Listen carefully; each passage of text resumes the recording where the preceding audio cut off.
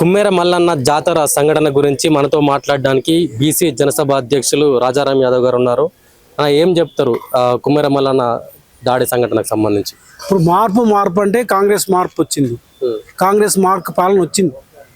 ఏంటి కాంగ్రెస్ మార్క్ అంటే విష్ణు రామచంద్రరెడ్డి వారసత్వం. విష్ణు రామచంద్రరెడ్డి యొక్క సోంచింది అంటే పటేల్ పట్వారీలు వాళ్ళే ఉండాలి, అధికారం వాళ్ళే ఉండాలి, పాలితులుగా ప్రజలు ఉండాలి, ఎస్సీ ఎస్టీ బీసీ మైనార్టీ ప్రజలు అనేవాళ్ళు రెండవ శ్రేణి పౌరులుగా ఉండాలి. గుళ్ళో రానికి అవకాశం లేదు, చదువుకోవడానికి అవకాశం లేదు, భూమి కలిగి ఉండడానికి అవకాశం లేదు, ప్రభుత్వ ఉద్యోగంలో ఉండడానికి అవకాశం లేదు. వీళ్ళు బానిసలుగా ఉండాలి, వాళ్ళు పాలితులుగా ఉండాలి, వాళ్ళు పాలకులుగా ఉండాలి. ఇది కాంగ్రెస్ పార్టీ. ప్రజాపాలన అంటే ఇదే ప్రజాపాలన. ఇలా ఏమవుతుంది, కాంగ్రెస్ పార్టీ రేవంత్ రెడ్డి గారు ముఖ్యమంత్రి అయిన తర్వాత ఆయన చెప్పిన ముందే ఇలా మా కులపల్లే ఉండాలి, పాలకులుగా మేమే పాలించాలి, మేమే ఉండాలి, మాకే భూమి ఉండాలని చెప్పి ఆయన అధికారం రాకముందు కూడా చెప్పిండు. కానీ మరి మార్పు అనగానే ప్రజలు ఆయన నమ్మిండ్రు, ఆయన కోటేసిండ్రు, ఆయన చేయదలుచుకుని చేస్తున్నాడు. ఏమొచ్చింది, రేవంత్ రెడ్డి గారు ముఖ్యమంత్రి అయిన తర్వాత బీసీలో ఇచ్చిన 42% రిజర్వేషన్ అటకెక్కింది, 1,00,000 కోట్ల బడ్జెట్ అటకెక్కింది, ప్రభుత్వ ఉద్యోగాలు అటకెక్కినాయి, నిధులు పోయినాయి, నీళ్లు పోయినాయి, అన్ని పోయినాయి. బీసీలకు ఇచ్చినటువంటి హామీలన్నింటి కూడా పక్కన పెట్టేసి ఇవాళ బీసీల మీద దాడులు పెరిగినాయి. అంటే మొన్న ఆ పాప హత్యకు సంబంధించి ఆ ప్రాంతంలో పాప లేదని డిఎస్పీ గారు ఒక స్టేట్మెంట్ ఇచ్చారు. అది ఎంతవరకు వాస్తవం? సిగ్గుపడాలి కాంగ్రెస్ పార్టీ, రేవంత్ రెడ్డి గారు సిగ్గుపడండి. మీరు నీ పక్క ఊర్లో ఒక బిడ్డను చంపిరు మీరు, మీ ప్రభుత్వము, మీ కులపులు, మీ చుట్టాలు, మీ కాంగ్రెస్ పార్టీ కార్యకర్తలు చంపితే దాన్ని నువ్వు నివారించాల్సింది. వాళ్ళని వెంటనే తప్పు జరిగిన దాన్ని గుర్తించి వాళ్ళని ఎవరైతే నిందితున్నారో వాళ్ళని వెంటనే అరెస్ట్ చేసి వాళ్ళకి జైలుకు పంపిస్తే వాడు ఎవడైనా సరే, ఏ పార్టీ వాడైనా సరే, నువ్వు ముఖ్యమంత్రిగా ఉన్నావు, అందరికీ ముఖ్యమంత్రి నువ్వు. కాంగ్రెస్ పార్టీ ఇది కుల వివాదం కాదు, కేవలం రాధాంతం. కనీసం నువ్వు ఇలా నువ్వు ముఖ్యమంత్రిగా అందరికీ ముఖ్యమంత్రి నువ్వు. నీ కులపులకు కాంగ్రెస్ పార్టీ వాళ్ళకు ముఖ్యమంత్రి కాదు నువ్వు. ఇలా నిస్సిగ్గుగా మొత్తం కూడా ప్రపంచమంతా చూసింది. ఇలా డిజిటల్ యుగంలో ఉన్నాము, వీడియోలు వచ్చినాయి. ఆ పాప అక్కడ ఉన్నది వాస్తవము, నువ్వు కొట్టింది వాస్తవము, అతను అక్కడ 100 రూపాయలు అడిగింది వాస్తవము, అడిగినందుకు ప్రశ్నించినందుకు దాడి చేసింది వాస్తవము. మీరు ఆ 3 గంటలు తీసుకుపోయి ఆ ఇంటి ఒక రూమ్లో బంధించి కొట్టింది వాస్తవము. అయ్యా నా బిడ్డని నా బిడ్డ ముఖం చూసి నా భర్తను వదిలేయండి అని చెప్పేసి ఆ పాప చిన్న పసుకులను పట్టుకొని కాలవేళ పడితే కర్కశం కనికరం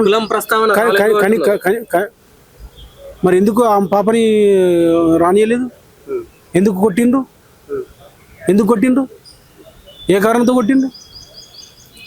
రెడ్డిల పిల్ల నా పాప, బాపనల పాప నా పాప, రజకుల బిడ్డనే కదా, అందుకోసమే కదా, బలహీన వర్గాల బిడ్డనే కదా మీరు దాడి చేసింది ఆ పాప మీద, చంపింది మీరు.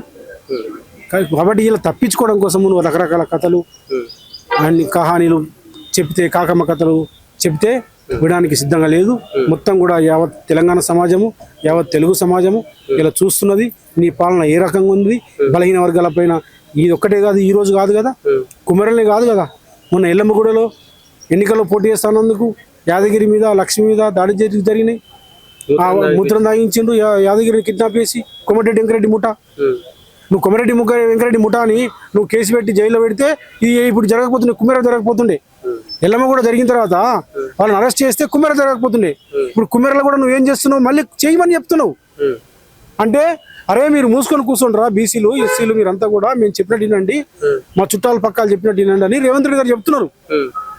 అంటే ఒకవైపు బీసీలందరికీ మేము సమన్యాయం చేస్తున్నామని చెప్తున్నారు కదా. ఏది సమన్యాయం? మూత్రం దాయించడం సమన్యాయమా?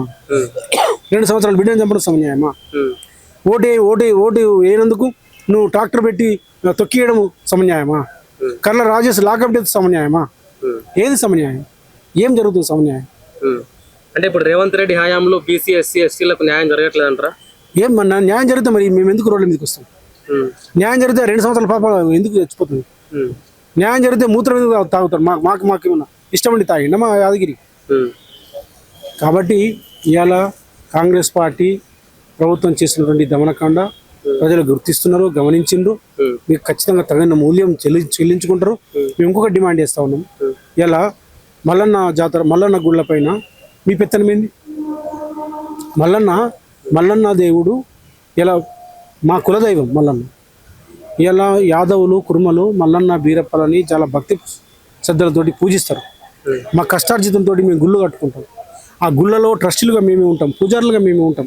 ఎంతో భక్తి శ్రద్ధలతోటి మల్లన్న జాతరలు కానీ, మల్లన్న పట్నాలు కానీ, మా ఒగ్గు కళాకారులు కానీ ఎంత గొప్పగా, ఎంత ఆధ్యాత్మికత ఊడిపడే పద్ధతిలో మేము చేస్తాం.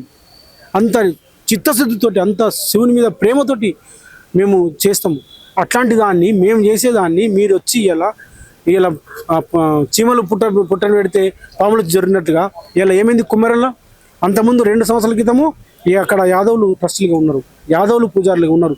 ఎప్పుడైతే ఈ శ్రీనివాస్ రెడ్డి, తుకారాం రెడ్డి, ఈ కాంగ్రెస్ పార్టీ ముఠా ఏదైతే అక్కడికి వచ్చిందో, ట్రస్టీలకు వచ్చిందో, ఈ మొత్తం ఇక్కడ డబ్బులు వసూలు చేయడం చాలు చేసిండ్రు.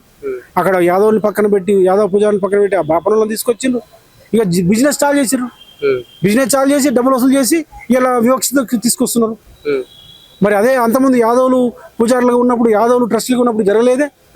కాబట్టి మేమేం డిమాండ్ చేస్తున్నామంటే ఇమీడియట్గా మా కుమ్మెర మల్లన్న గుడి పైన మాకే హక్కు కావాలి. అది మాది, మా గుడి, మా దేవుడు, మా పాలన కావాలి. దానికోసమే రేపు 7వ తారీఖు నాడు కుమ్మెర పోతా ఉన్నాము.